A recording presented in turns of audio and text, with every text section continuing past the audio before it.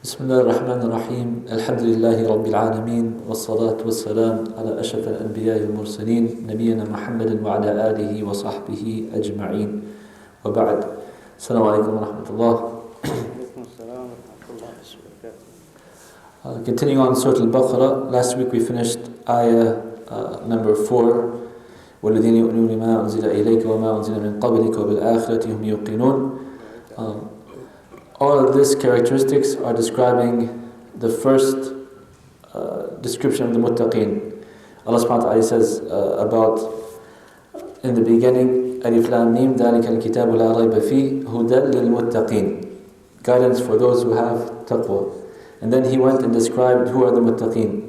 الَّذِينَ يُؤْمِنُونَ بِالْغَيْبِ وَيُقِيمُونَ الصَّلَاةَ وَمِنَّا رَزَقْنَاهُمْ يُنْفِقُونَ, the ones who believe in the unseen, establish the salah, give the zakat, and from what they have they spend, from charity, giving the zakat.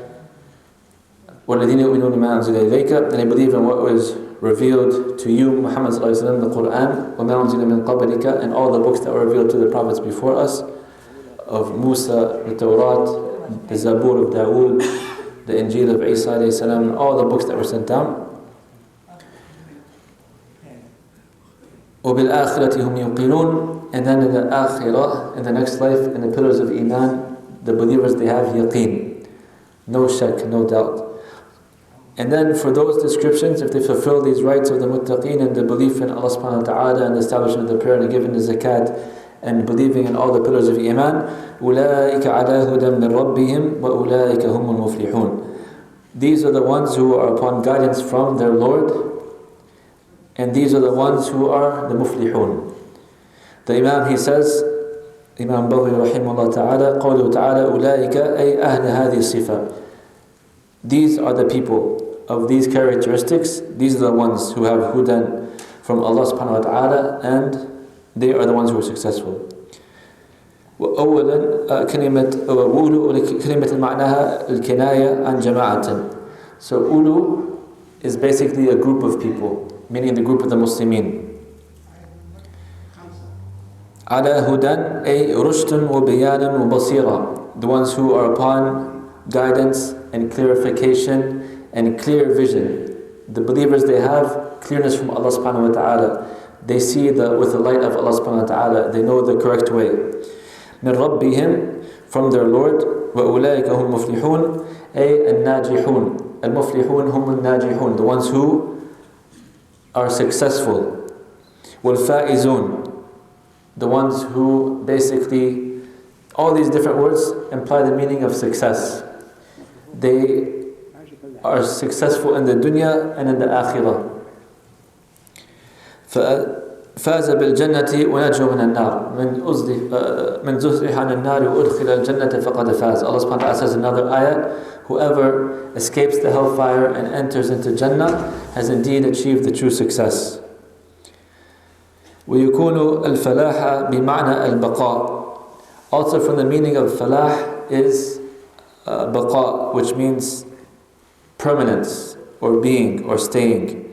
أي باقون في النعيم المقيم, that they will be forever in beautiful blessings and favor from Allah subhanahu wa ta'ala. وأصل الفلاح القطع والشق, ومنه سمي الزارع أو زراعة فلاحا لأنه يشق الأرض. The original meaning of falah also means to cut or to cut off, and the farmers were called falah, farmers, because they would split or cut the earth to plant the seeds. Al-Hadid yuflahu, basically putting the metal to metal, cutting the metal with metal, they will be successful. مقطوعا به means لهم بالخير في الدنيا والآخرة, meaning that Allah subhanahu wa ta'ala has guaranteed for the believers, the muflihun, goodness in this world and in the akhirah, in the next life. So these are all the characteristics of the mu'mineen.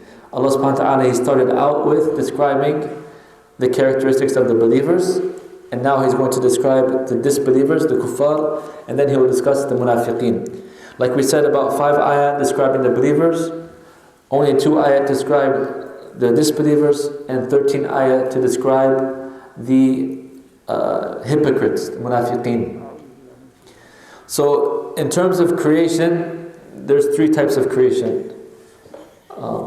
Basically you have those with taklif, without shahawat, and those with shahawat, without taklif, and then those who have taklif and shahawat. So the first category, those that have taklif without shahawat, what creation of Allah is this? They have responsibilities from Allah subhanahu wa ta'ala, but they don't have any desires. Angels? This is the angels, the malaika. And then those who have shahawat, but no responsibilities. They have desires, but not taklif. Jinns? Al-haywanat, the animals.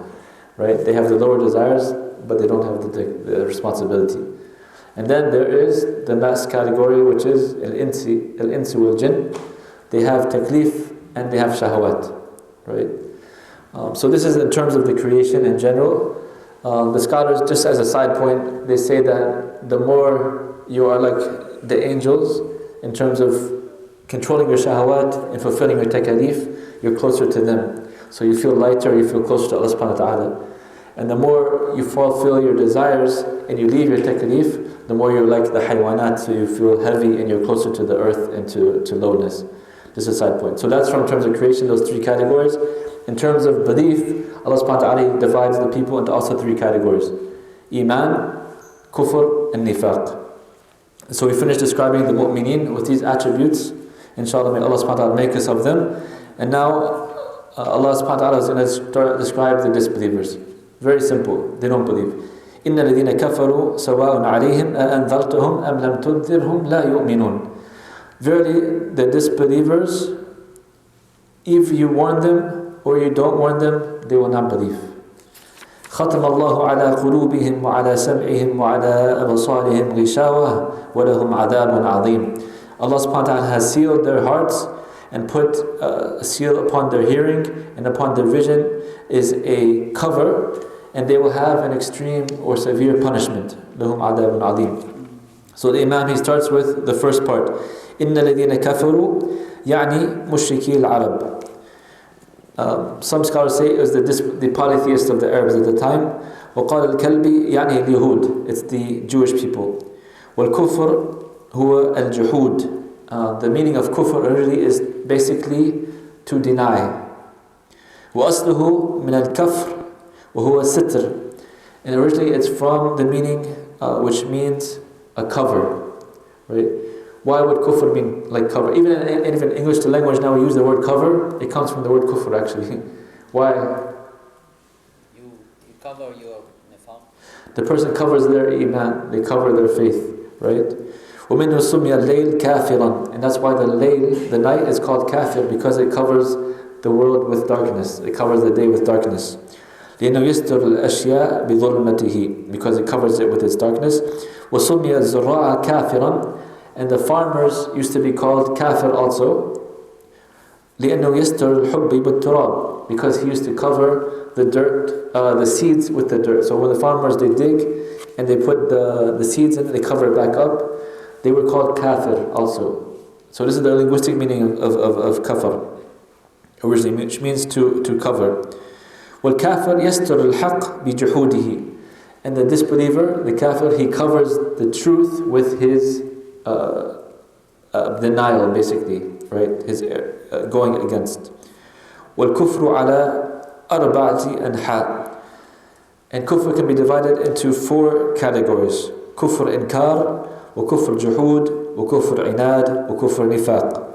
For kufr inkar, so kufr inkar, these are the four categories of kufr, is أن لا يعرف الله أصلا ولا يعترف به. That he doesn't or she doesn't know Allah subhanahu wa ta'ala, and they do not admit to any God. So this would be like who?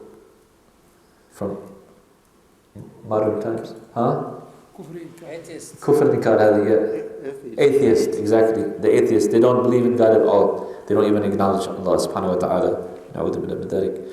Okay, then you have kufr al-juhud, وهو أن يعرف الله تعالى بقلبه ولا يقر بلسانه. This is the one, he knows there is a God, but he does not want to admit it. And he says, the Imam says, this is like kufr iblis, or the kufr of the Yahud. Right? They know the truth, but they deny it. They don't want to admit to it. قال الله تعالى فلما جاءهم ما عرفوا كفروا به. When that which they know, they have knowledge of, came to them, they denied it. They rejected it.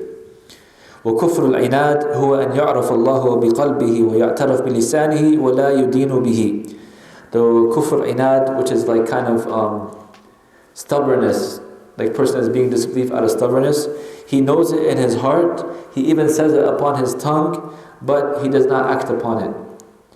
ككفر أبي طالب, like the kufr of Abi Talib, the uncle of the Prophet ﷺ. He actually wrote a poem. وَلَقَدْ عَلَمْتُ بِأَنَّ دِينَ مُحَمَّدٍ مِنْ خَيْرِ أَدْيَانِ الْبَرِيَّةِ دِينًا لولا الملامة أو حذار مسبة لوجدتني شمحا بذلك مبينا.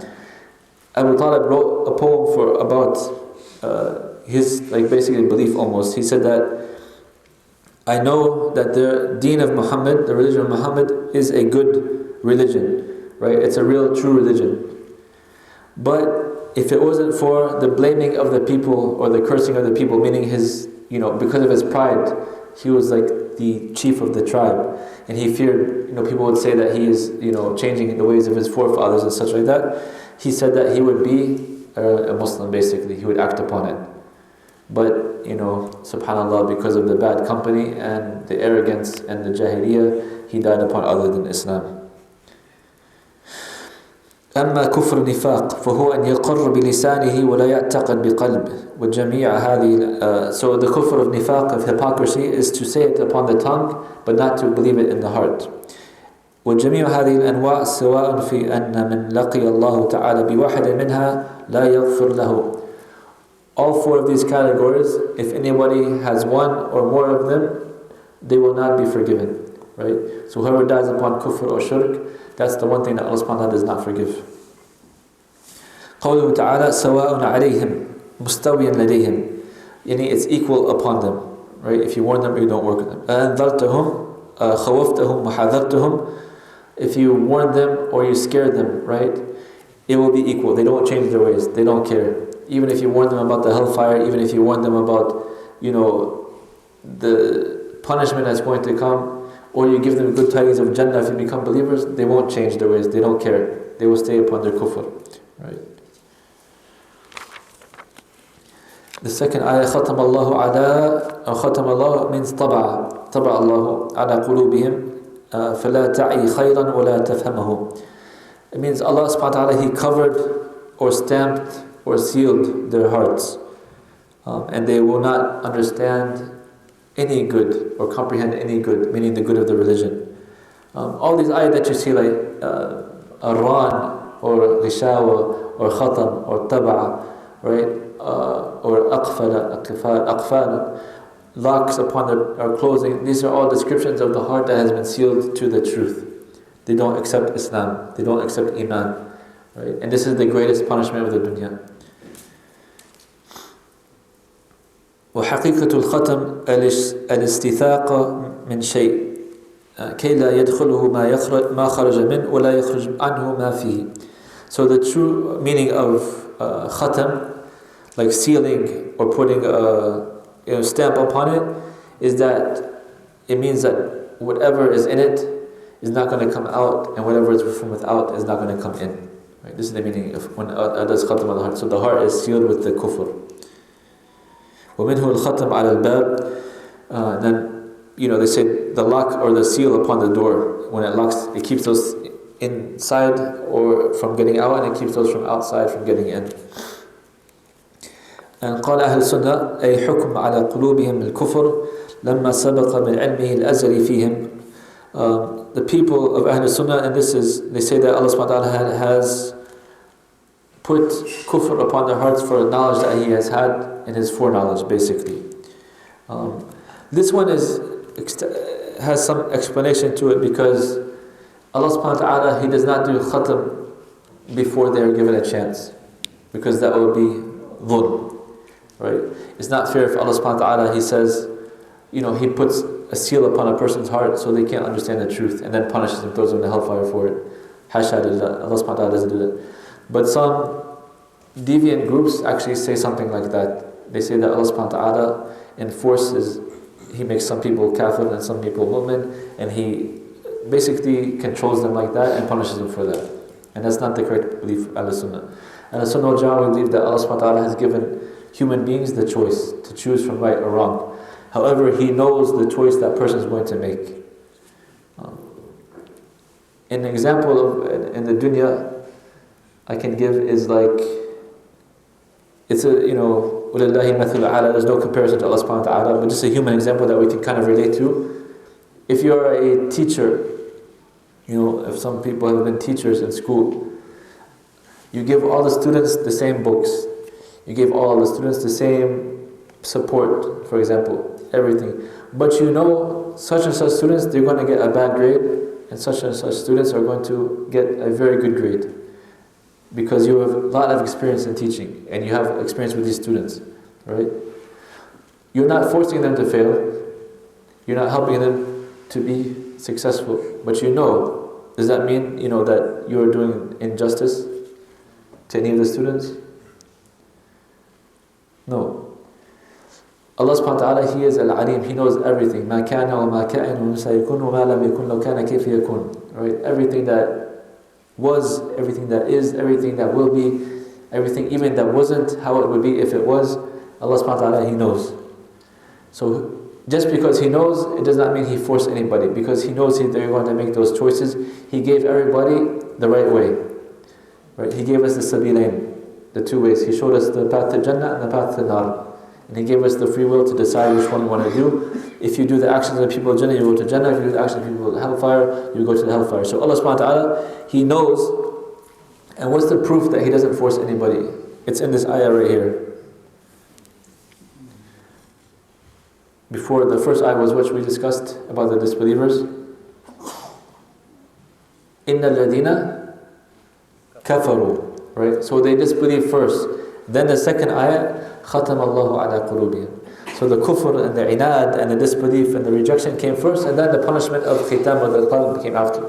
The other ayah in Surah Al-Mutaffifin, كَلَّا بَلْ رَانَ عَلَى قُلُوبِهِمْ مَا كَانُوا يَكْسِبُونَ.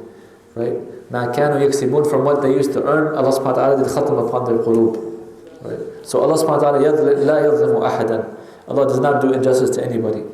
Right? It's مِمَّا كَسَبَتْ أَيْدِيكُمْ, from what their own hands have earned. Allah gives them chance upon chance upon chance, but they still reject. Right? Even, subhanAllah, look at the disbelief of تَبَّتْ يَدَا أَبِي لَهَبٍ وَتَبٍ. Right?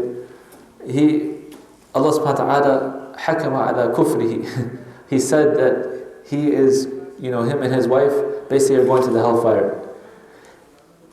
His knowledge is complete, because if Abu Lahab, he wanted to play around and try to negate or prove Muhammad ﷺ or the Quran wrong, he could have been like the munafiqeen and said, I believe, so the Quran is wrong. But because of his kibr and his juhud, his arrogance and his denial and his basically rejection of the Islam, he refused even after to do that because of his pride. But Allah subhanahu wa ta'ala, He knows, because of his actions, he earned the khatam upon his heart, and he did not believe. Right? So the groups that say Allah does the khatam upon the hearts before, that is not a correct interpretation, and that is indication of injustice to Allah subhanahu wa ta'ala. But Ahlul Sunnah wal Jama'ah, we say that Allah, He knows everybody what's going to happen, but He does not force anybody. Is that clear? Okay, jazakumullah khair. وَعَلَى سَمْعِهِمْ, Allah subhanahu wa ta'ala puts upon their hearing also a cover or a seal. فَلَا يَسْمَعُونَ الْحَقَّ وَلَا يَنْتَفِعُونَ بِهِ. So they do not hear the truth and they do not benefit from it. وَأَرَادَ عَلَى أَسْمَاعِهِمْ كَمَا قَالَ عَلَى قُلُوبِهِمْ وَإِنَّمَا وَحَدَهُ لِأَنَّهُ مَصْدَرٌ.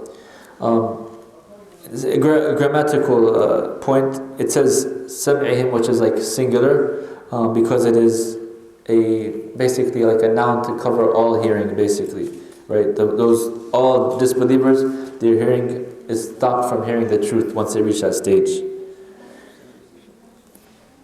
وعلى أبصارهم غشاوة هذا ابتداء كلام غشاوة أي غطاء فلا يرون الحق. Also, a cover. The ghishawa is like covering their eyes, they don't see the truth. Right? So the mu'min, the believer, subhanAllah, Allah Azza wa Jal, He gives him the nur to see with the nur of Allah subhanahu wa ta'ala, and to listen to that which is good, and to stay, to be benefited from the Quran, the ayat, and the hadith of the Prophet sallallahu alaihi wasallam. But the disbelievers, they have khatam and ghishawa, so they don't benefit, right? لهم قلوب لا يفقهون بها وهم أعين لا يبصرون بها وآذان لا يسمعون بها. Right? They have hearts they're not going to understand. They have eyes that can't see. They have ears. So not literally, like they're not blind literally, but they're blind to the truth. Right? And this is one of the greatest punishments from Allah subhanahu wa ta'ala. You have the ayat in front of you, the hadith of the Prophet sallallahu alaihi wasallam, the words of Allah subhanahu wa ta'ala, and you don't benefit from them whatsoever. You don't come to guidance. Right? Allah subhanahu wa ta'ala, He gives us so much ni'mah and blessings, but the greatest blessing He gives us is for us to be able to accept the truth. For us to be able to become Muslim, mu'min, muhsin, insha'Allah.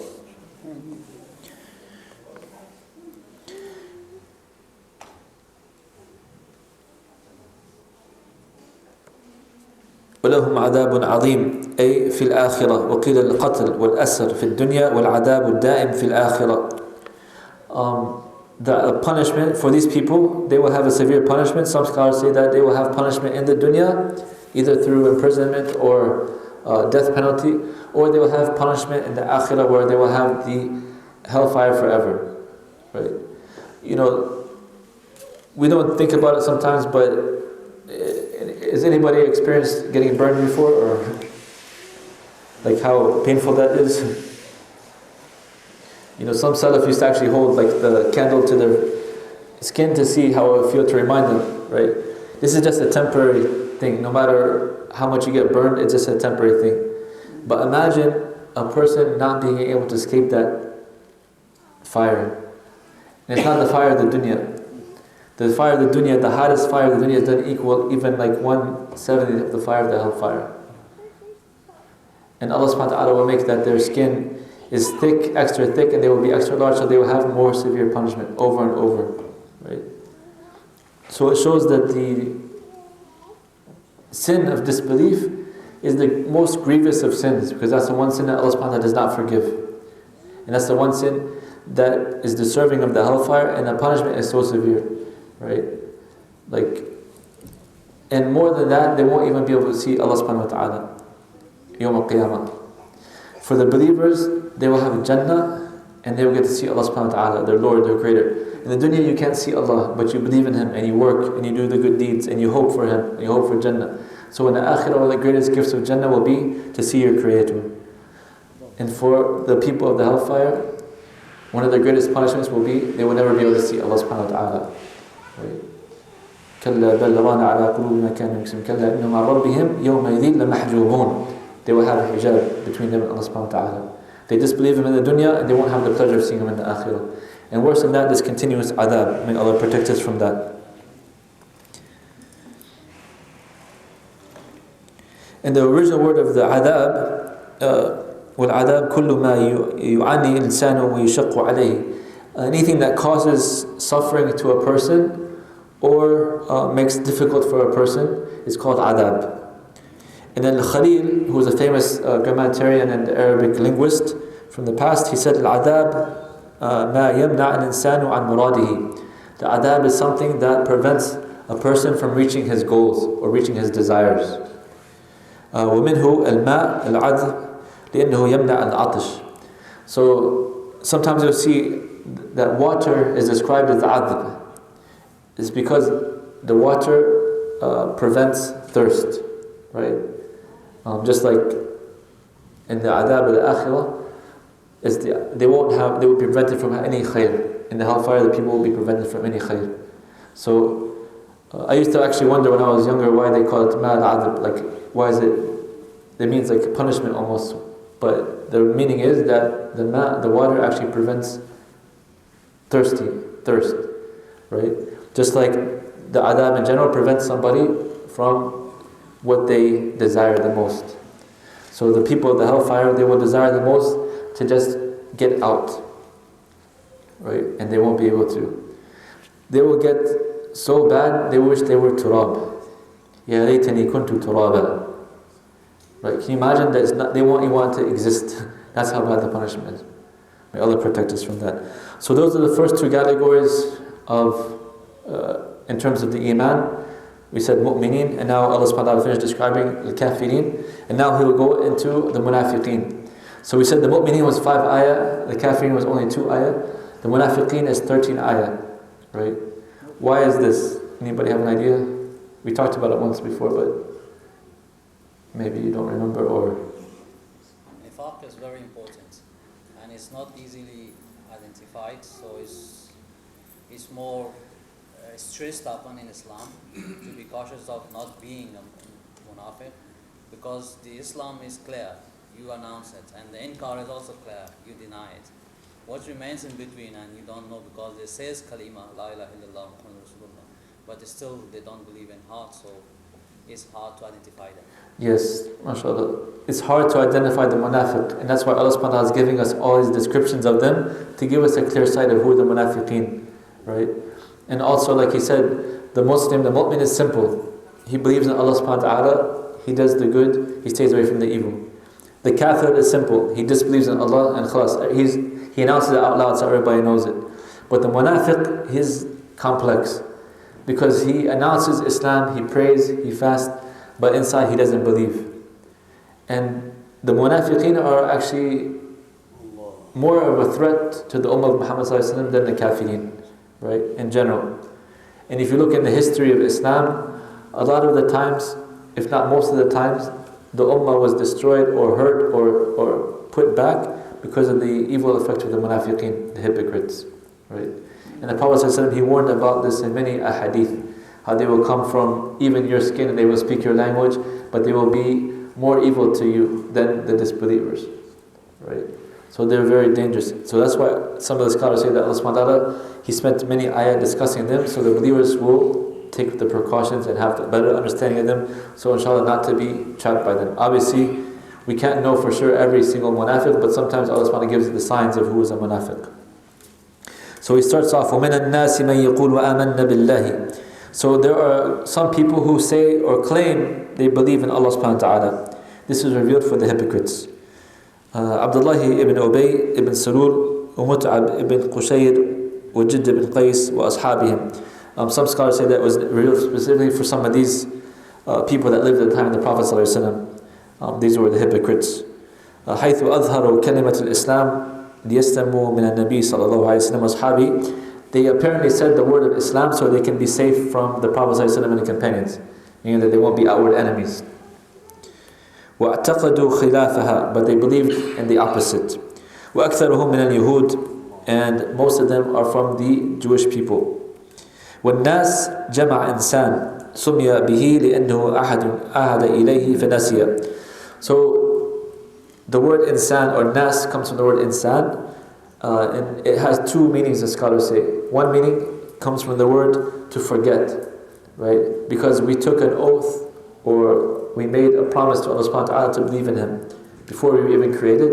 أَخَذْنَا عَهْدًا, right? From Bani Adam.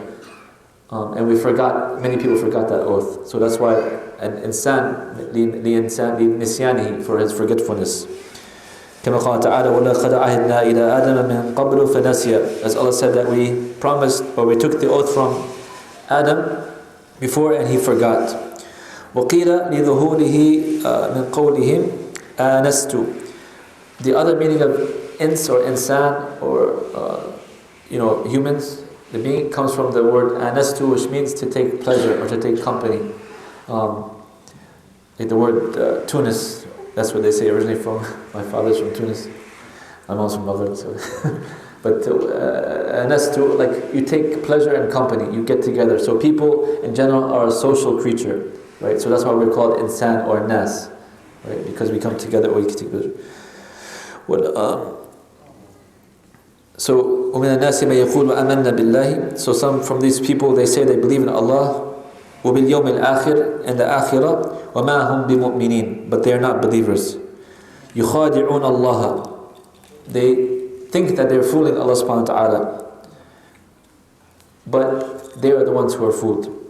Imam, he says يخادعون الله أي يخالفون الله وأصل الخداع في اللغة الإخفاء ومنه المخدع للبيت اللي يخفى فيه المتاع فالمخادع يظهر خلاف ما يضمر والخداع من الله في قوله وهو خادعهم أي يظهر لهم ويعجل لهم من نعيم في الدنيا والخلاف ما يغيب عنه من عذاب الآخرة وقيل أصل الخداع الفساد معناه يفسدون ما أظهروا من الإيمان بما أضمروا من الكفر. So basically the different meanings of this ayah is that the disbelievers or the hypocrites, they're trying to hide, they think they're fooling Allah subhanahu wa ta'ala, they're fooling the believers, right? The original meaning of khida is to hide or to keep secret that which you are apparent with. So you show your face with something, but inside is something else. And this is the munafiq, right? So they think they're fooling Allah and they're fooling the believers, but Allah says, يُخَادِعُونَ اللَّهَ وَالَّذِينَ آمَنُوا وَمَا يَخْدَعُونَ إِلَّا أَنفُسَهُمْ وَمَا يَشْعُرُونَ. But they're not fooling anybody except themselves and they don't know. The khida of Allah subhanahu wa ta'ala is like the makr also. In the human beings, plotting or tricking or doing these type of things is not a praised characteristic. But with Allah subhanahu wa ta'ala, if He does it, it's in the best and most praiseworthy manner because He only does it to those who are deserving. And it's not in any way related to the way that human beings do it. There's no لَيْسَ كَمِثْلِهِ شَيْءٍ.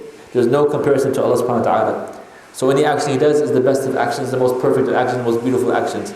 Even if the description in human form is something that's not praiseworthy, but with Allah subhanahu wa ta'ala is praiseworthy because He does it to those who deserve it. So the Imam says in Tafseer that the khida' of the munafiqeen, the fooling of them or tricking them or plotting against them, is that He gives them time in the dunya and He gives them ease, and He thinks that they think they're getting away from it, and then in the akhirah He gives them the surprises that they've been waiting for, which is the adab and alim, the huge punishment that they will have.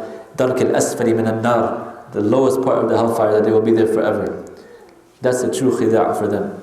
They think they fool Allah, they think they fool the Muslim, they think they hurt the Islam, they think they hurt the Muslim ummah, but then Allah subhanahu wa ta'ala is waiting for them, and Yawm al-Qiyamah they will get what they deserve. Another tafsir is that they will, so on Yawm al-Qiyamah, before going to the Sirat, the people will be divided and everybody will go to the place they're supposed to go to. So the kuffar will be, and the people of the book that disbelieved will be thrown into the hellfire, and the believers will be lining up to go to the Sirat. With them are the munafiqeen, right? Because outwardly they professed iman. They said the shahada, they prayed, they maybe fasted, they gave zakat, all these things, maybe even made hajj, right? So they're apparently with the Muslimin. So they are at this point about to get to the Sirat, and then Allah subhanahu wa ta'ala exposes them. So even then, they're thinking they're going to get away with it, they're going to make it to Jannah, and then Allah subhanahu wa ta'ala shows them reality and they get thrown into the hellfire. So that's also another way, that they were plotting against the believers in this dunya, and Allah subhanahu wa ta'ala plotted against them on the akhirah and showed them the truth.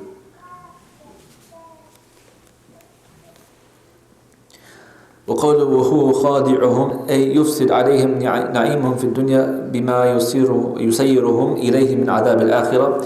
Like we said, that Allah subhanahu wa ta'ala gives them the na'im of the dunya and using it against them to what they will achieve or go forward to in the akhirah, meaning the punishment of the hellfire.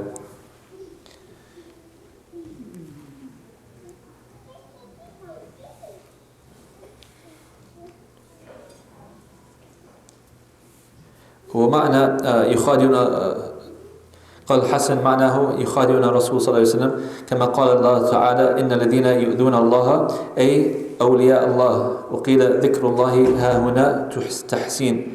So the meaning, like also some scholars say that obviously they're not hurting Allah or fooling Allah or bothering Allah, but the believers, awliya of Allah subhanahu wa ta'ala, right? They try to fool them, they try to trick them, they try to deceive them, they try to hurt them and misguide them and plot against them, right? But Allah subhanahu wa ta'ala is aware of all that they are doing and He will take care of them. القصد بالمخادعة مخادعة الذين آمنوا. So basically the meaning of the mukhada, of deception, of fooling, of trying to deceive, is they're trying to deceive the believers, right? And like I said, in Islamic history is full of the hypocrites trying, like the Muslims on the verge of success, of achieving greatness, It's always the munafiq who comes and pulls the rug from under them and causes them to lose battles sometimes, or he gives up the believers, right, to get for power or for wealth or for whatever it is. Even till this day, subhanAllah, a lot of the Muslim countries, they're giving their wealth, their natural resources to the former European colonizers for nothing. Like phosphate, oil, gas, all these things. They made contracts with them when they were colonized that they would get, basically for something that would cost $100 or $1,000 or $10,000, they pay 1 cent per 100 or 1,000 or 10,000.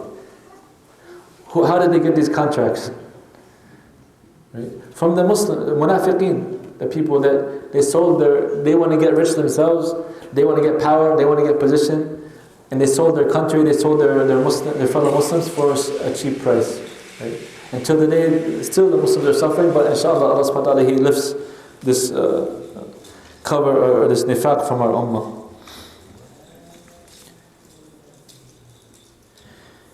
إلا أنفسهم, except that they fool, لأن وبال خداعهم راج إليهم. Basically, the punishment of their deception, they're trying to fool the ummah, will come back and hurt them. لأن الله تعالى يطلع النبي صلى الله عليه وسلم عن نفاقهم فيفضحهم في الدنيا ويستوجبون العذاب في الآخرة. Basically, Allah, He exposes them sometimes in the dunya. To the Prophet Muhammad sallallahu alaihi wasallam, He shows who the munafiqeen are also, and they will be punished in the akhirah. أنا في آية 9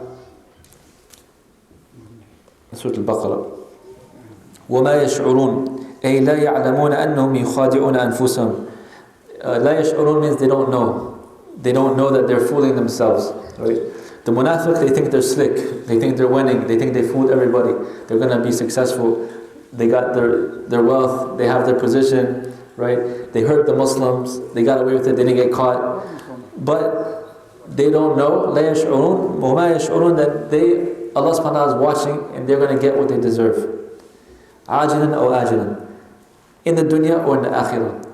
Sometimes Allah subhanahu wa ta'ala, He exposes them in the dunya and they get the punishment, and sometimes He keeps it for them in the akhirah and they will get what they deserve, which is even worse, far, far worse punishment.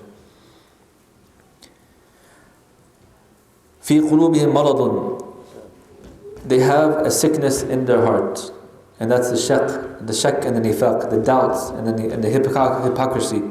والأصل المرض الضعف. The original meaning of marad, sickness, is weakness. وسمي الشك في الدين مرضا. And anybody having doubt in the religion is called a sickness. Right? Just like iman is shifa, or Quran is shifa for the heart, and life for the heart, ahya. Marad, shak, is the sickness of the heart. لأنه يضعف الدين كالمرض يضعف البدن. Because shak or doubt will weaken the religion just as sicknesses, worldly sickness, will weaken the body. Right? And the heart is basically the most important part of the Muslim. Right? ألا أن في الجسد مضغة إذا صلحت صلح الجسد كله وإذا فسدت فسد الجسد كله ألا وهي القلب. That verily there's a morsel of flesh in the body. If it is correct, then all the Muslim's affairs, the person's affairs will be correct. And if it is corrupted, then all his affairs will be corrupted. ألا وهي القلب. The Prophet said, verily it is the heart. Because the heart is what true iman comes from. True belief comes from. And if a person has sickness in the heart, it begins to weaken their iman. The worst case scenario is this one here, the nifaq, the munafiqeen. Right? Because their hearts have become sealed completely. Or kufr, or shirk, when they have gone completely against iman. But there are other amrad or other sicknesses that could lead to these greater sicknesses of closing the heart. Right? Like when people have jealousy, when people have hatred for other than the sake of Allah subhanahu wa ta'ala, when people have envy, when people have lust, too much lust, when people have too much, greed. All these are leading to sicknesses. And they can actually sprout nifaq and sprout kufr. Right? Because it's like the Prophet said, when the black dot is placed upon the heart, the more the dots come, the more and more until it is sealed completely. And that's when we said, أعوذ بالله كلا بل ران على قلوبهم ما كانوا يكسبون. That Allah subhanahu wa ta'ala, He puts ran upon their hearts, cover, seal, right? ختموا على قلوبهم. At that point, they won't hear any goodness anymore. They won't see any goodness anymore. They won't pay attention. They will become deeper and deeper into the kufr and nifaq until a'udhu billah, the hellfire. So Allah subhanahu wa ta'ala, He's warning us now and describing to us the characteristics of these disbelievers and these hypocrites, so we won't fall into that. في قلوبهم مرض شك نفاق وأصل المرض, we said that, فزادهم الله مرضا لأن الآيات كانت تنزل تترى آية بعدها آية كلما كفر بآية ازدادوا كفرا ونفاقا. Allah says that He increased their sickness. فزادهم الله مرضا. Because why? Every time a new ayah came down, every time a new call to them of Islam came to them, they became deeper and deeper in their rejection, in their arrogance, in their disbelief. So they became deeper and deeper in their sickness of the heart and kufr and nifaq. وذلك معنى قوله تعالى وأما الذين في قلوبهم مرض فزادتهم رجسا إلى رجسهم. And this is the meaning of the ayah that Allah subhanahu wa ta'ala says that for those who have sickness in their heart, Allah, He increases their corruption upon their corruption. Right? Their heart just becomes sick and sick. Right? It, like I said, it becomes to the point where it's sealed and it cannot accept good anymore.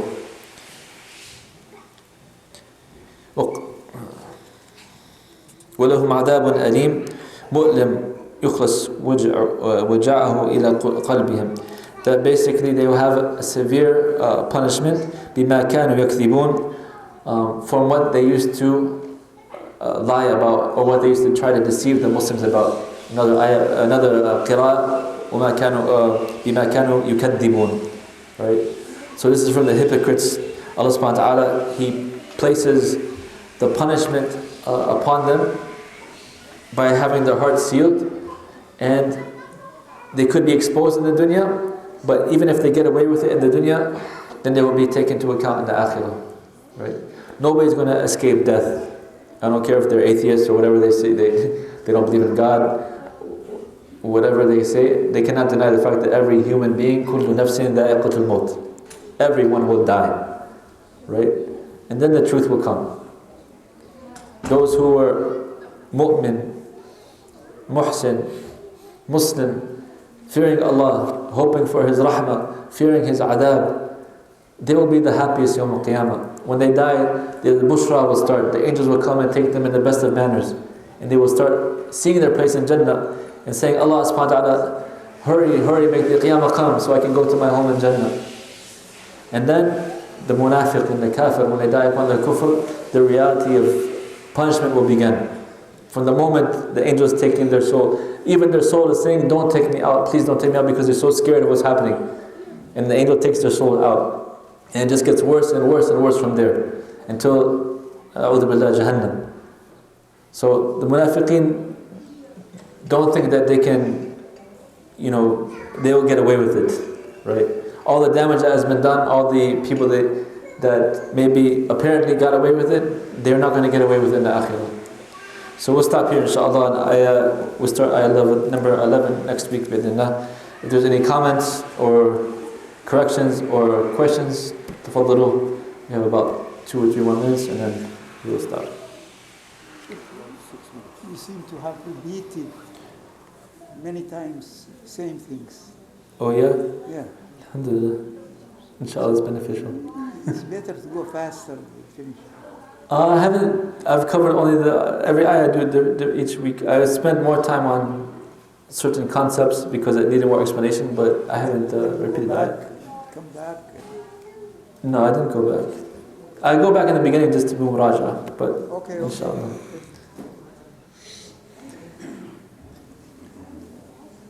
But I'll be cognizant, inshallah, if I won't. But if you repeat repetition, we read Surah Al-Fatiha. Why do we read it so many times? Huh? Why read Surah Al-Fatiha every time? Yeah. I do it. Why? We repeat it. Yeah. Because repetition will teach us, inshallah. No. Jazakallah khair. Yallah, anything else? I I do that all the time, Alhamdulillah. even before I sleep. طيب. We'll stop here. بارك الله فيكم. سبحانك الله وبحمدك أشهد أن لا إله إلا أنت أستغفرك وأتوب إليك. السلام عليكم ورحمة الله.